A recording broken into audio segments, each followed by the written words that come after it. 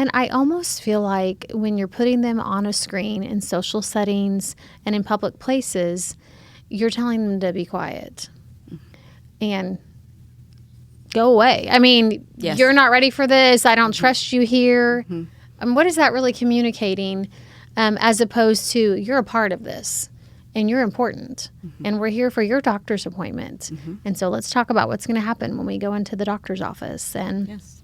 by the way, I brought a special activity that you only get to do here at the doctor's office.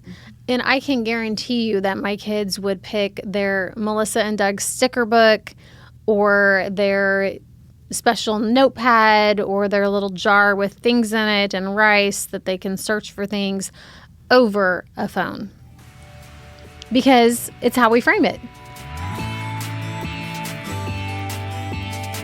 Hey everyone, welcome back to another episode of At Home with Emily, a podcast about creating a life you love. I'm your host, Emily Wood, and Deana Belote has been kind enough to stay with us today because I was kind of long-winded talking about all of the screens and the littles because I'm living that right now, and I've come through that as a mom of littles during COVID, and I know the challenges, and I know you guys can all feel that and relate to that as parents, but we don't want to leave them there with, hey, we have found out that screens are really negative for kids. Okay, well then what do we do? And what are our solutions? And what kind of game plan can we come up with? And this is something that's even in your curriculum as a parent educator. And you were talking about, the important thing is to just start at assessing it. How much are we using screens? What are we doing? And how do you do that with families? Well, the first thing I like to do with the families I work with is I have a handout that asks parents to record, to document how much time their child is actually getting, whether that background noise, the TV, whether it be an iPad, whether it be a phone that they're playing a game with it, to really see the actual true minutes that a child is getting. 90% of the time, the family is astonished they're like, no, we don't use a lot of screen time. And then I ask them to do it for a month, and then they're like, we need to do something. We're watching too much TV. We're using our screens too much. And it is part of our daily lives. So we have to be aware and see the raw data. And so that awareness is the first part of it. Absolutely. And, even for us as adults, our phones tell us how much we've been on our phone. Yes. And most of us do not want to share that number. I am not proud of it. No. Yeah. Even if, you're using it for work, you're still on it. And so the reason that matters more, though, with little ones is because of what you said. The data is there that a child cannot fully develop socially, cognitively, language. There's so many big ones that you see, and when a child comes into the school system struggling with those, that's probably a common culprit that you've recognized. Yes. Is the screens. And so that's why we're talking about this. It's not that we think it's bad for you to put your child on Daniel Tiger. Super cute show, okay? But maybe one show of Daniel Tiger for a week. I mean, that's a 30, 40-minute show. And so I think, too, when we develop these habits and we develop these ways of being in our homes, how do we change that? What do we do? What about when we're busy and this and that? And, moms will confide in each other. And it's like, well, when I've got the baby and I've got the other one, what else am I supposed to do? Or if we're in the doctor's waiting room, or if I've got a big grocery order that I'm trying to get. And so what are some things that parents can do just to help reframe it and start thinking of it differently? Like let's take a shopping trip, for instance. I love a good grocery store shopping trip with a child because you can work on every developmental domain. And more importantly than just some of the developmental domain is that child is needed in that moment. And every family member needs to be needed. And so when we interact with our child and give them tasks and responsibility, that builds their self-esteem. So if we're going to the grocery store, we don't cut coupons the way we used to, but we can give them a list, and we can work on some visual matching of saying, I need you to find apples, I need you to find red apples.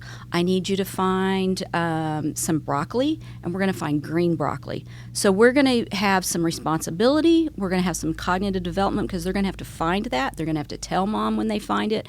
And you can see a child when they have that item that they've looked for in the grocery store, the self-esteem, the shoulders come up as, I did a good job. I helped our family out today.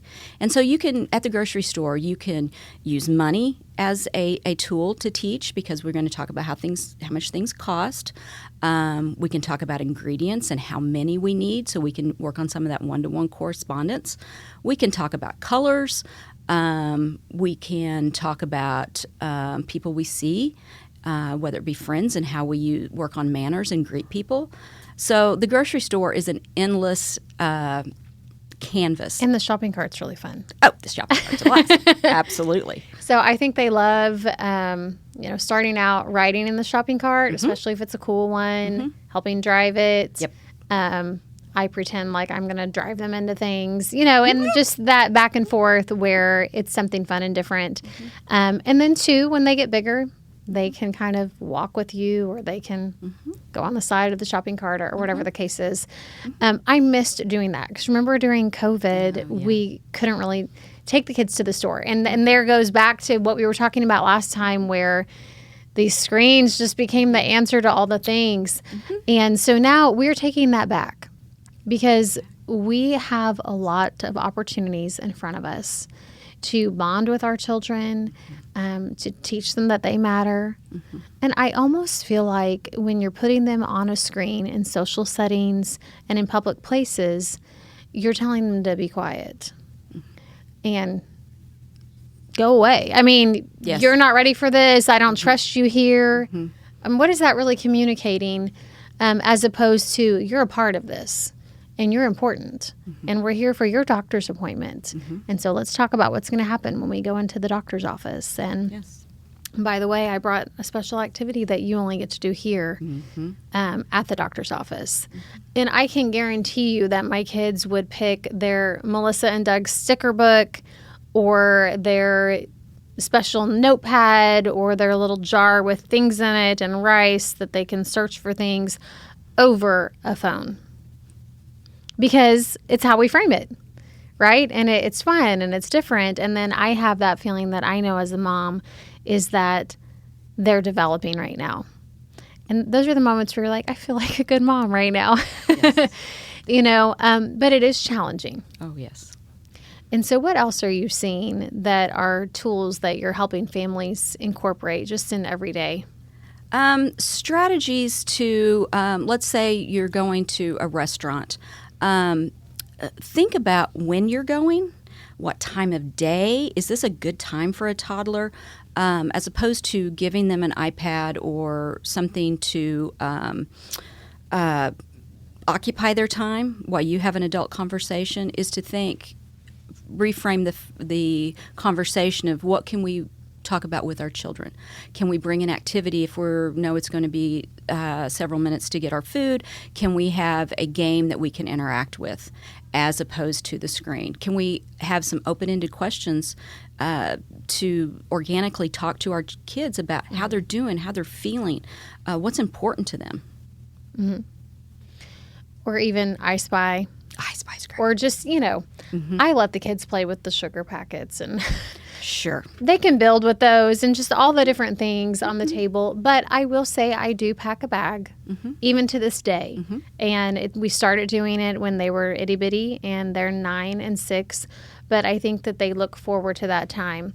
And also, too, we set expectations as a family. I'm not going to set them up to fail, though, right? Okay, we are going somewhere very boring. You are going to be hungry. We are going to be waiting on this food. Yes. And it's going to be, a quiet place or whatever the case is. I'm going to take things to help you succeed as a child. It's a fun bag, and it's a couple of little cars, and we have this and that. And everything looks more fun and interesting on the table at the restaurant anyway. But I think in addition to that, setting the expectations of we're going to a nice restaurant. We're wearing our nice shirt and our nice shoes. And so we are going somewhere special as a family. and this is how we're going to act. And then we're going to get to do these special things while we're there. And the kids understand that. I don't think we give kids enough credit. Oh, we don't. They know, but they need that to be communicated to them. This is our expectation. This is what we're going to do. Yeah. And then, most importantly, we got to be consistent. You know, this when they get a little squirrely, if we immediately say, "Okay, now's the time I'm going to have to pull it out," then that gets reinforced. That this behavior will, if I. And I want to challenge other parents. You don't have to take a screen with you. No. And that includes your own phone. Yes. You don't have to take it in. Imagine if we had an old-fashioned dinner and we were all talking about the favorite part of our day. You know, I mean, Leave It to Beaver style. It can happen. You know, it really can.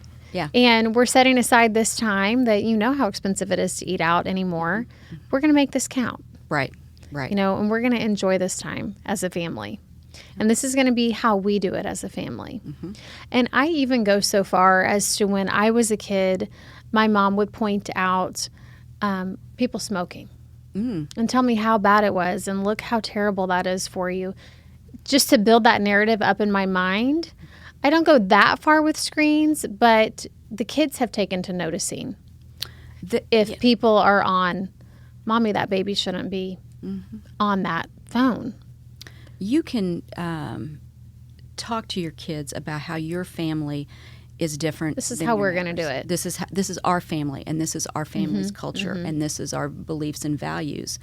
Not to disparage anyone else. Correct. But that's okay. That's how they do it. That's how they do it. And that's their decision. decision. That's their choice. Yeah. Anything else that you're seeing that is helping families with different ideas and just trying new things, you know, trying to replace some of the technology time? Well, I think that parents need to know the expectations for what a 3-year-old should look like and be doing, what a 4-year-old should look like and be doing, and then work off that to set yourself realistic expectations. Children need to be moving. They need to be physical. They need at least an hour of that every day. It doesn't have to be all at once, but if we can set those down, the devices down, and play with our children or give them open room to play, that will help learn. That's where we learn some of that self-regulation. You can redirect up until, I mean, all the way through growing up. You can redirect your kids, I feel like, because definitely my younger one, he'll want to see pictures on the phone. I want to look at this. I want to look at that. And I'll have to tell him, okay, but you're going to miss out because I'm going to beat you across the house because I'm going to be in your bathroom before you are, and you're the one that has to go to the bathroom. But if I beat you there, you know, I mean, you just make it a little competition. You make it a game. We use the rotten egg. I mean, just all the old things. And kids actually snap pretty quick. That's very clever. That they want to interact with you and race you and do things. And they will drop the device. And I think, too, you're communicating to them, hey, we have more fun things to do. We have more fun. I would encourage you, if your child really likes pictures and wants to look at pictures of your phone, that you as a family print some of those off and make your own family photo album. Then you can sit down with your child and use that as a tool to work on conversation, family history, any of those things that you like. Anything tactile, anything right? Tactile. And real. Yes. Well, and two, any of the things that they can make and they can be a part of. They can make. It builds that self-esteem.